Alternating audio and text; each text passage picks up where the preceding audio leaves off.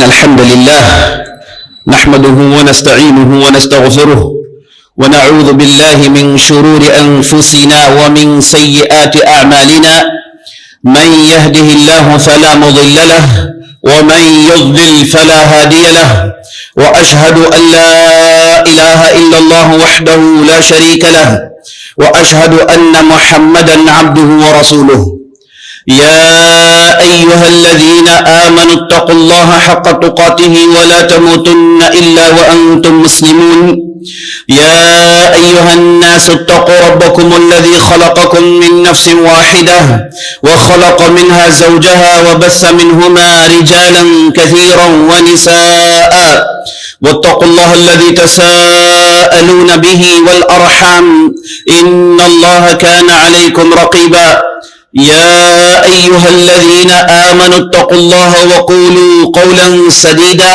يصلح لكم أعمالكم ويغفر لكم ذنوبكم ومن يطع الله ورسوله فقد فاز فوزا عظيما أما بعد فإن خير الحديث كتاب الله وخير الهدي هدي محمد صلى الله عليه وسلم وشر الأمور محدثاتها وكل محدثة بدعة وكل بدعة ضلالة وفي رواية وكل ضلالة في النار فأعوذ بالله السميع العليم من الشيطان الرجيم وتعاونوا على البر والتقوى ولا تعاونوا على الإثم والعدوان وقال عليه الصلاة والسلام لعن الله آكل الربا وموكله وكاتبه وشاهديه وهم عليه سواء.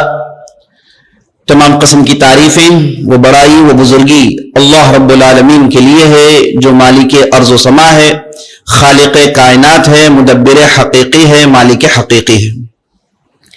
لاکھوں کروڑوں درود و سلام ہو محمد رسول اللہ صلی اللہ علیہ وسلم پر، جنہیں اللہ سبحانہ و تعالی ساری کائنات کے لیے رحمت بنا کر مبعوث کیا، اور درود و سلام ہو آپ کے سچے صحابہ پر اور آپ کے تابعین پر اور وہ تمام لوگ جو ان کے راستے میں چلتے ہیں قیامت تک کے لیے. میں اللہ رب العزت کی بارگاہ میں دعا کرتا ہوں کہ اللہ سبحانہ و تعالی جس طرح ہمیں اس مبارک مجلس میں جمع کیا ہے اسی طرح ہمیں جنت الفردوس میں جمع کریں، آمین یا رب العالمین. عزیز دوستو، بزرگوں، ساتھیوں، ماؤں، بہنوں اور خواتین اسلام، اسلام جہاں ایک کامل مکمل دین ہے، وہاں اسلام نے معاملات کے باب میں ٹرانزیکشنز کو لے کر، بندوں کے درمیان تعلقات کو لے کر اتنی تفصیل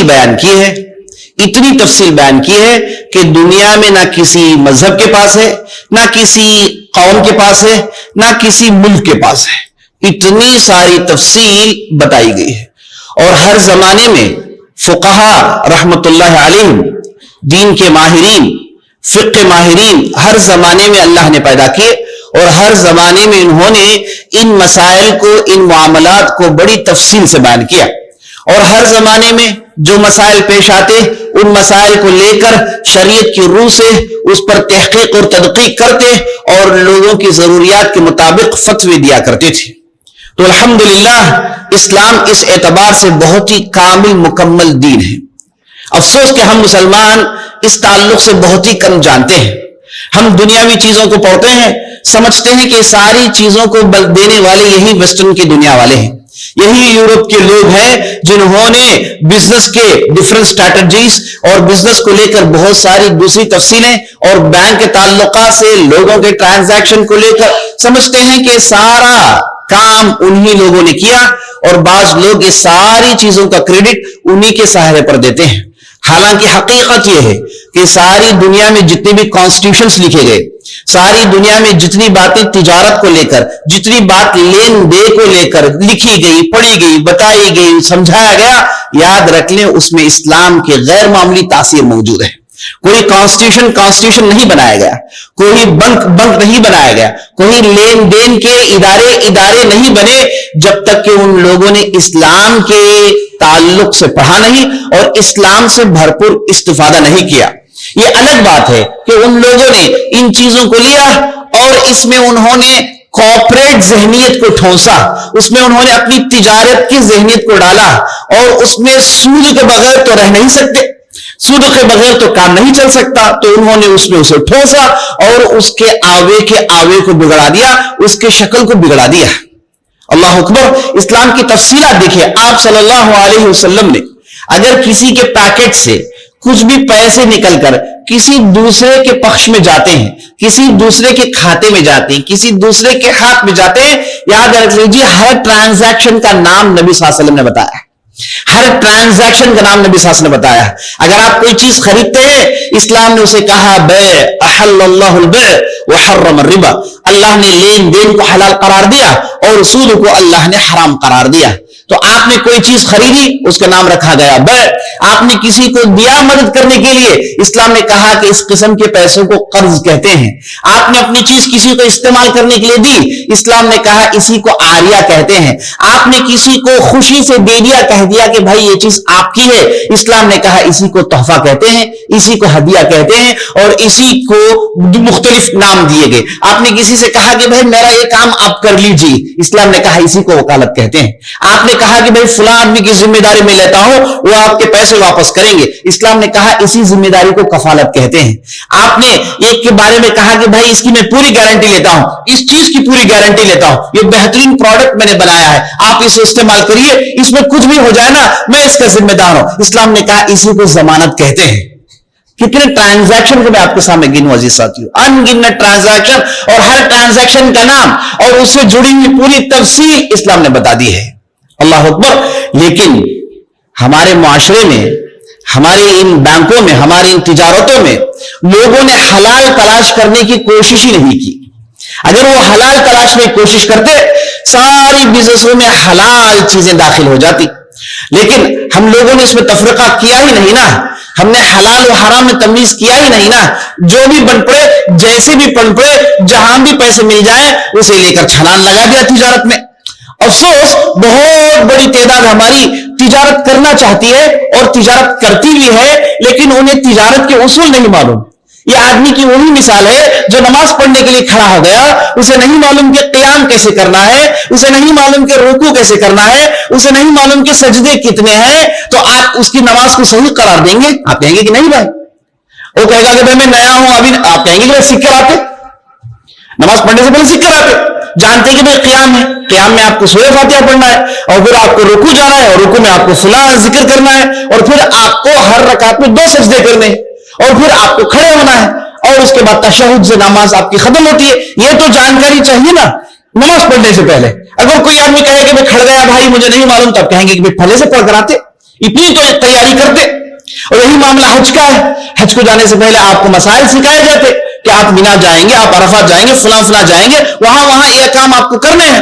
اگر کوئی آدمی اس مقام کو پہنچ گیا، اتنے سارے پیسے لگا کے اور اتنے سارا وقت لگا کے، اتنی ساری قربانیاں دے کے، اور کہتا ہے کہ بھائی مجھے مینا میں رہنا پتا نہیں، مجھے عرفات میں رہنا پتا نہیں، مجھے مزدلفہ کیا چیزیں پتا نہیں، آپ کہیں گے کہ بھائی اتنا آپ نے مغز ماری کی، اتنے آپ نے پیسے لگائے، اتنا آپ نے وقت لگایا، تھوڑا وقت اس میں بھی لگا لیتے کہ کیسے حج کرتے۔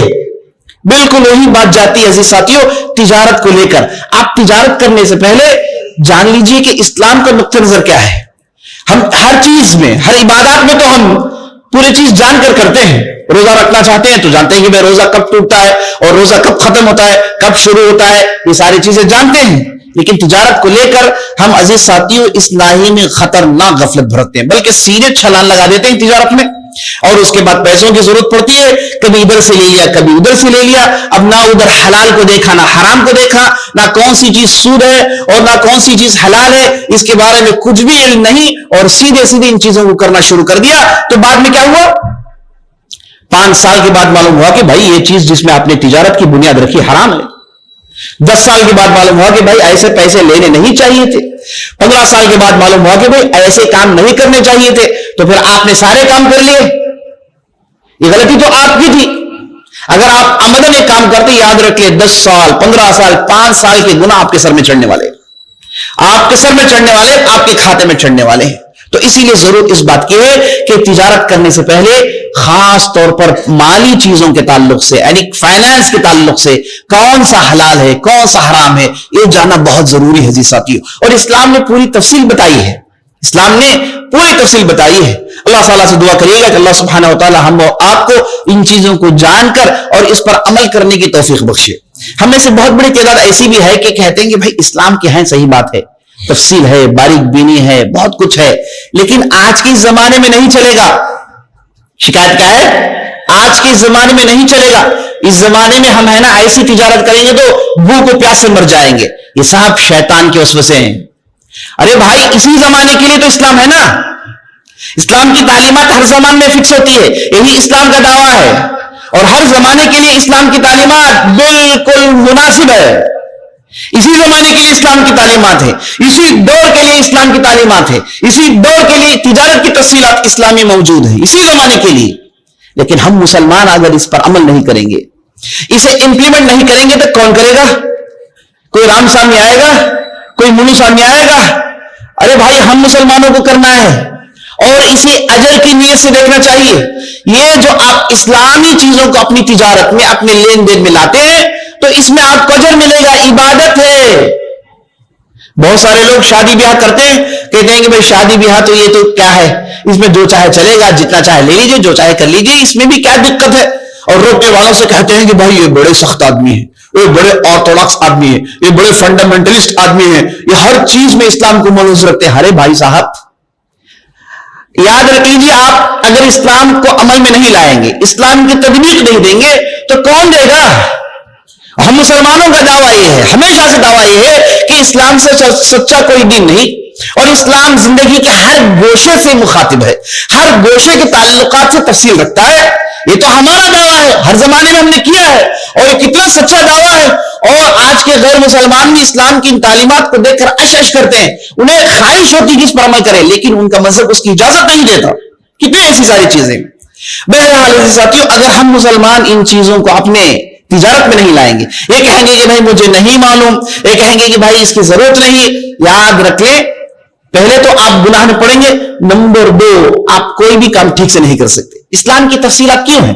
اسلام نے سارے احکامات دیے کیوں ہیں؟ تاکہ بندوں کے درمیان جھگڑے نہ ہوں.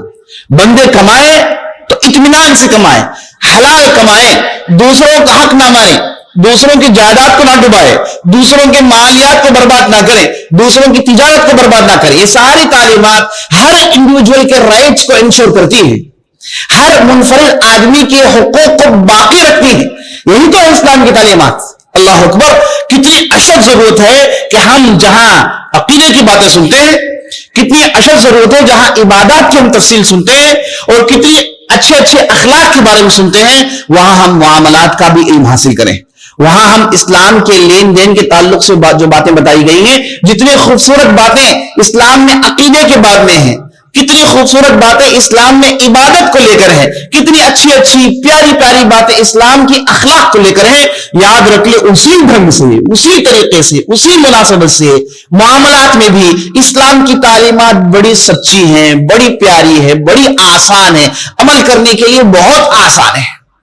اللہ تعالیٰ سے دعا کریے گا کہ اللہ سبحانہ و تعالیٰ ہم اور آپ کو ان چیزوں کو جاننے کی توفیق بخشے اور اس پر عمل کرنے کی توفیق بخشے.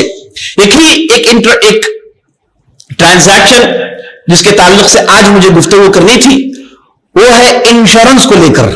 گزشتہ کے خطبے میں نے اس تعلق سے چند باتیں بتائی، چاہا کہ اس خطبے میں اس تعلق سے تھوڑی تفصیل آپ کے سامنے آ جائے، ورنہ اس کے لیے تو مستقل کلاسز کی ضرورت پڑے گی.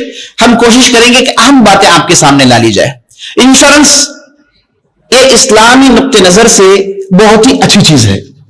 میں آپ کے سامنے 2 مثالیں بتاتا ہوں. آپ صلی اللہ علیہ وسلم نے ایک قبیلہ جس کا نام تھا الاشعریون، قبیلے اشعریین، یہ قبیلہ یمن سے آیا تھا. آپ صلی اللہ علیہ وسلم نے اس قبیلے کی بہت تعریف کی، اس قبیلے والوں کی بہت تعریف کی. ان قبیلے میں سے ایک بہت بڑے صحابی بنے جن کا نام تھا ابو موسیٰ الاشعری رضی اللہ عنہ، جو آگے چل کے کوفے کے گورنر رہے اور بہت ہی بڑے بڑے مرتبوں میں رہ کر اسلام کی انہوں نے خدمت کی. تو یہ جو قبیلہ تھا جنہیں اشعریین کہا جاتا تھا، یہ قبیلہ مدینہ آیا، اسلام قبول کیا، بہت ساری چیزیں اس نے سیکھی. تو جب یہ چلے گئے تو نبی صلی اللہ علیہ وسلم نے کہا کہ یہ قبیلے کی بہت بڑی خوبی یہ ہے کہ یہ لوگ آپس میں مل مل کر رہتے ہیں. بعض لوگوں نے پوچھا یا رسول اللہ یہ تو سب ہوتے ہیں. کہا کہ نہیں، ان کے میل ملاپ ملنسار کا نمونہ یہ ہے کہ اگر ان کے درمیان کسی کو مصیبت آ جائے، اگر ان کے درمیان کسی کو مالی نقصان ہو جائے، اگر ان کے درمیان کسی کو کچھ ہو جائے، فقر و فاقہ آ گیا، بھوک ماری آ گئی، تو یہ سارا قبیلہ ایک جگہ جمع ہوتا ہے، سب اپنی اپنی دولت رکھ دیتے ہیں، کون کتنا رکھا کسی کو نہیں معلوم، سب بیچ میں رکھ دیتے ہیں، اور جتنے لوگ ہیں ان کے حساب سے شیئر بانٹ دیتے ہیں، جتنے لوگ ہیں ان کے حساب سے جو بھی مال موجود ہے حصے بانٹ دیے جاتے ہیں۔ اب کون کتنا دیا پتا نہیں، سب کو اس کے شیئر مل جائیں گے تاکہ غریبی ختم ہو جائے، ان میں سے کوئی فرد غریب نہ رہے۔ نبی صلی اللہ علیہ وسلم نے کہا کہ ان کی یہی خوبی ہے، اور آپ صلی اللہ علیہ وسلم نے اس عمل کو سراہا۔ اسی کو عزیز ساتھیوں جائز انشورنس کہنا چاہیے۔ مصیبت آئی، اچانک پیسوں کی ضرورت پڑی، کمائی محدود ہے، انکم لمیٹڈ ہے، بڑا مسئلہ پیش آ گیا، طبی مسئلہ پیش آ گیا، میڈیکل مسئلہ پیش آ گیا، کوئی دوسرا مسئلہ پیش آ گیا، تو بڑے اماؤنٹ کی ضرورت پڑی، تو کیا کریں گے؟ تو نبی صلی اللہ علیہ وسلم نے قبیلہ اشعریین کے بارے میں کہا کہ ان کے پاس یہی طریقہ تھا کہ مصیبت آئی، پریشانی آئی، بربادی آئی، بھوکمری آئی، تو سارا پیسہ بیچ میں رکھ دیا اور آپس میں بانٹ لیتے تھے تاکہ کسی کو غریب نہ رہ پڑے، کوئی بھوکا نہ رہ سکے۔ اللہ اکبر، کتنی زبردست بات ہے دیکھیے۔ اور اسی طریقے سے نبی صلی اللہ علیہ وسلم نہیں بلکہ اسلامی شریعت میں اللہ نے حکم نازل کیا۔ اسلام میں ایک سسٹم ہے جسے عاقلہ کہتے ہیں۔ عاقلہ کا معنی کیا ہے؟ اگر کسی فرد نے قبیلے میں، خاندان میں کسی فرد نے اس سے نعوذ باللہ قتل ہو گیا، اسے نعوذ باللہ کسی کو مار دیا، اس کا ہاتھ کاٹ دیا، پیر کاٹ دیا، ناک کاٹ دیا، کچھ بھی جھگڑا ہو گیا، مسئلہ ہو گیا، کرائم ہو گیا، اب اسلام کا حکم کیا ہے؟ یہ صاحب نے، یہ خاندان والے نے کسی اور کا قتل کر دیا، اب وہ صاحب کا قتل ہو گیا، معلوم پڑا کہ یہ قتل کرنا نہیں چاہتے تھے، جسے شبہ العمد کہتے ہیں، قتل نہیں کرنا چاہتے تھے لیکن وہ صاحب مر گئے۔ اب اسلامی نقطہ نظر سے یہ جو قاتل ہیں، مقتول کے خاندان والوں کو دیت دینی ہے، اسے کہتے ہیں دیت۔ اگر جانتے بوجھتے اس نے قتل کیا، تحقیقات کے بعد معلوم ہوگا کہ اس نے جانتے بوجھتے قتل کیا ہے، تو اسلام کا قانون صاف ہے کہ جان کے بدلے جان، روح کے بدلے روح، نفس کے بدلے نفس۔ لیکن اس نے جانتے بوجھتے قتل نہیں کیا، اس نے تو صرف چھانٹا مارا تھا، جو کہ اس سے موت ہوتی نہیں، لیکن یہ صاحب مر گئے، ہے نا؟ تو یہ صاحب متعمد نہیں تھے قتل کرنے کے لیے، لیکن وہ صاحب وفات پا گئے، تو قانون یہ کہتا ہے کہ ایسی صورت میں قاتل دیت دے گا۔ دیت کہتے ہیں 120 اونٹ کے برابر ویلیو، اسے کہتے ہیں دیت۔ ایک اونٹ کتنا ہے آپ حساب لگا لیجیے، تو ایک دیت 120 اونٹ کا ہوتا ہے، اس کے برابر اماؤنٹ وہ صاحب کو دینا ہے جو مقتول کے خاندان سے ان کا تعلق ہے۔ مقتول کے خاندان والوں کو قاتل کے لوگ دینے چاہیے۔ اب قاتل کہاں سے دے گا بھائی؟ دیت کہاں سے پوری کرے گا؟ اگر جان چلے گی تو پوری دیت، اگر انگلی کٹ گئی تو 1/10 دیت، ہے نا؟ اگر ایک آنکھ چلی گئی تو آدھی دیت، ایک ناک چلے گی تو پوری دیت، ہے نا؟ تو یہ پہلے سے اسلام میں یہ سزائیں مقرر ہیں، تو یہ دیت کہاں سے دے گا؟ وہ کھڑا فقیر آدمی، وہ ٹھہرا مجبور آدمی۔ تو اسلام کا قانون دیکھیے، یہ پورا خاندان انوالو ہوگا، اسی کو عاقلہ کہتے ہیں، اسی کو پورے خاندان کو عاقلہ کہتے ہیں، پورا انوالو ہوگا اور سب پیسے جمائیں گے اور ایک دیت اس مقتول کے خاندان والوں کو دیں گے، عاقلہ۔ اب یہ لوگ کہیں گے بھائی ہماری غلطی تھی نہیں، وہ تو تھا آدمی، تم اس کے خاندان کے ہو۔ یہ نہیں کہ آپشنل ہے، یہی چیز سمجھنے کی ہے، یہ نہیں کہ آپشنل ہے، آپشنل نہیں بلکہ اجبار زبردستی دینا ہے آپ کو، آپ اس خاندان کے ہیں، آپ کا شیئر بتا دیا گیا ہے، آپ کو لازماً دینا ہے، یہ اسلامی نقطہ نظر کا حکم ہے۔ اسے آپ کو معلوم ہو گیا کہ اسلام کیوں خاندان کے سیٹ اپ کو لے کر بڑا سیریس ہوتا ہے، کیوں اسلام میں زنا حرام ہے، بچہ پیدا ہوتا ہے تو باپ کس کا ہے معلوم ہونا چاہیے۔ خاندان میں اسلام نے کیوں بہت ساری چیزوں کو کہا کہ بھائی یہ رشتے غیر محرم ہیں، یہ آپ کو نہیں کرنی ہے، اس لیے کہ خاندان کی حفاظت ہو، اور جب خاندان کی بھرپور حفاظت ہو جائے گی پورے معاملات میں خاندان بڑے چین و سکون سے رہ سکتا ہے۔ اسی لیے تو عاقلہ جو ہے اس دیت کی پوری ذمہ داری لے گا، وہ یہ نہیں کہے گا کہ بھائی میں اس خاندان کو، لیکن میں نے کیا غلطی کی، اس نے غلطی کی، نہیں، اسلام کہتا ہے کہ جب تک تم اس خاندان کے ہو تم کو بھی شیئر دینا پڑے گا۔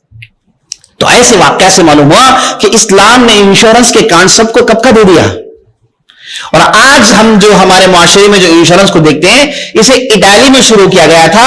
یہ جو لوگ سمندر میں جاتے ہیں مچھلی پکڑنے کے لیے، کچھ نہ کچھ ہو کے مر جاتے ہیں، تو ان کو انشور کرنے کے لیے وہاں کے لوگوں نے یہ جو نیو انشورنس پالیسی ہے اسے ان لوگوں نے انٹروڈیوس کیا. حالانکہ ان لوگوں نے بھی اسلام ہی سے فائدہ اٹھایا لیکن انہوں نے اس انشورنس کو کمرشل بنا دیا. تو اس اعتبار سے اس نقطے کو اچھی طریقے سے سمجھ لیجئے. انشورنس کی دو قسمیں ہیں, ایک ہے کارپوریٹ کمرشل اور ایک دوسرا ہے کوآپریٹو. کوآپریٹو پہلے سمجھ لیجئے.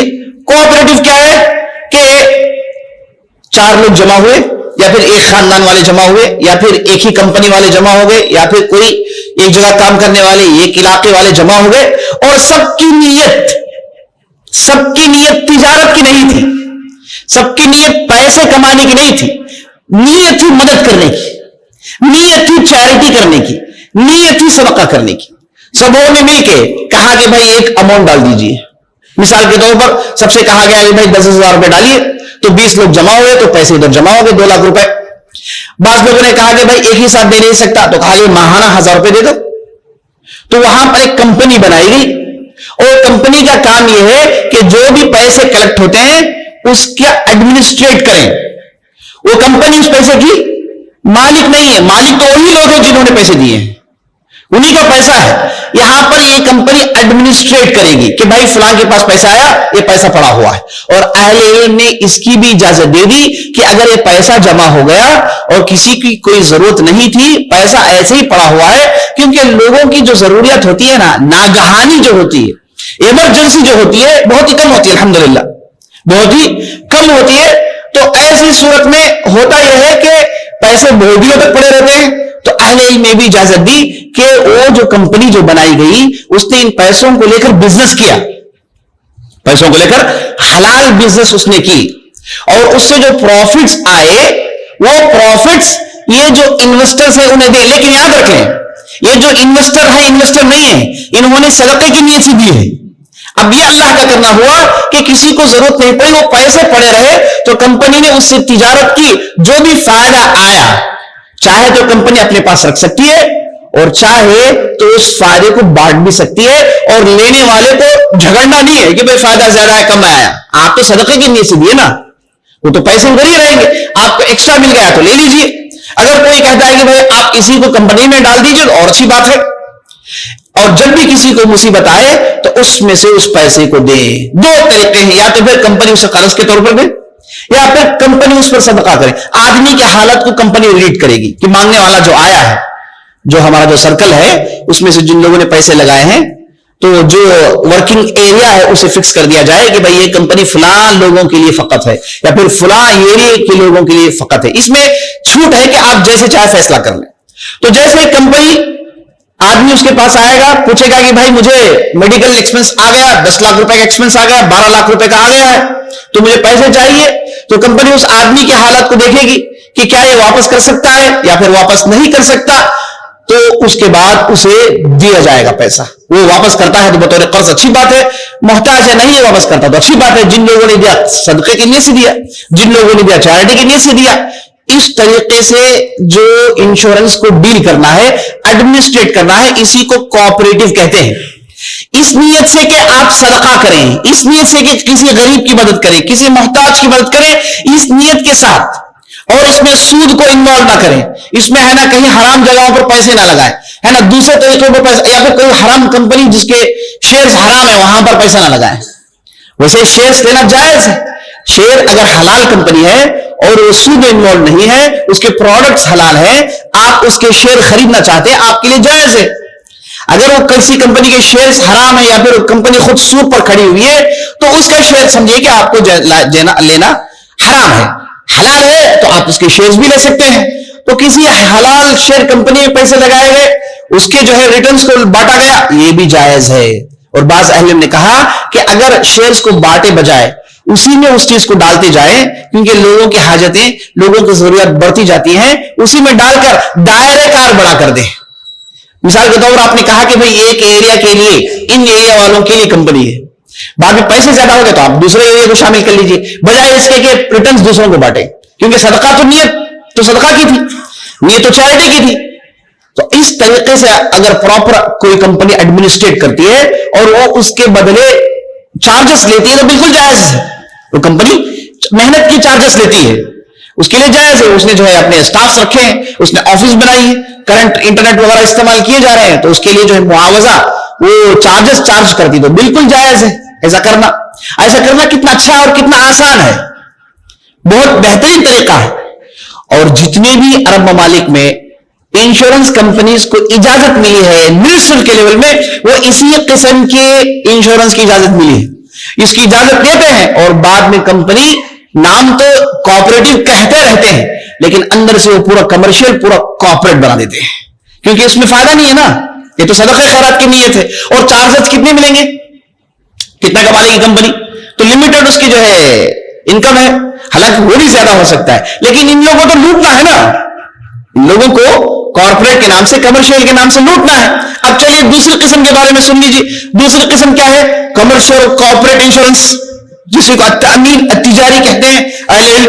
اب اس میں ہوتا کیا ہے, اس میں یہ ہے کہ بھائی آپ جائیے کمپنی میں, پہلے سے کمپنی بنی ہوئی ہے, اس میں آپ کہیے کہ بھائی میں فلان چیز کے لیے انشورنس کرتا ہوں, میں میرے صحت کے لیے انشورنس کرتا ہوں, میں میری گاڑی کا انشورنس کرتا ہوں, میں جو ہے میڈیکل انشورنس کرتا ہوں, میں فلاں کے لیے انشورنس کرتا ہوں, میری بزنس ہے, بینک سے میں ایشورٹی LC لے کر دیتا ہوں, فلاں.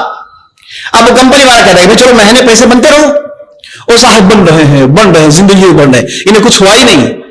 اور کمپنی 1000 لوگوں سے لیتی ہے تو واپس کتنا وہ کرتی ہے, اب تاجر لوگ ہیں, اب سمجھ کتنے لوگوں کو واپس, 10 لوگوں کو, 20 لوگوں کو واپس کرے گی, بقیہ 900 لوگ, صحیح کہیں 100 لوگوں کو واپس کر رہی ہے, بقیہ 900 لوگوں کے پیسے کہاں گئے. اب یہ جو انشورنس کمپنی کرتی کیا ہے, یہ سارے پیسے جمع ہو گئے, بڑے ڈیجیٹل نمبرز پیسے جمع ہو گئے, اب اس کے بعد وہ سیدھے جاتی ہے بینک میں رکھتی ہے نا, اس میں سے پھر سود نکلا, حرام ہی انہیں نظر آتا ہے, کیونکہ جس کے دماغ میں یہی سوچ ہے کہ بھائی ہر چیز میں فائدہ کمائے, وہ یہی کرتا ہے. اسلام نے ہر چیز میں فائدے کمانے سے روکا ہے, ہر چیز میں آپ کا ذہن صرف کمرشلی ہے, فائدہ ہی آپ کی نظر میں ہے, تو اسلام بہت سارے ٹرانزیکشن کو اس لیے حرام کیا کہ بھائی اس میں فائدہ مت کماؤ. مثال کے طور پر ایشورٹی دینا ہے, اسلام میں اگر پیسہ لے کے آپ ایشورٹی دیتے ہیں, پیسہ لے کے آپ گارنٹی دیتے ہیں, جائز نہیں ہے. مثال کے طور پر میرے پاس کار ہے, میں کہا کہ اس کار کی قیمت 5 لاکھ روپے, 5 سال کی گارنٹی ہے, اگر آپ گارنٹی 10 سال کی چاہتے ہیں تو مجھے 50,000 روپے ایکسٹرا دو. اسلام کہتا ہے کہ حرام ہے. آپ گارنٹی دے رہے ہیں نا, یہ تو اچھی چیز ہے, آپ کے پروڈکٹ کو آپ گارنٹی دے رہے ہیں, اس میں بھی کمانا چاہیں گے آپ, ہے کہ نہیں, اس میں آپ گارنٹی میں پیسے نہیں.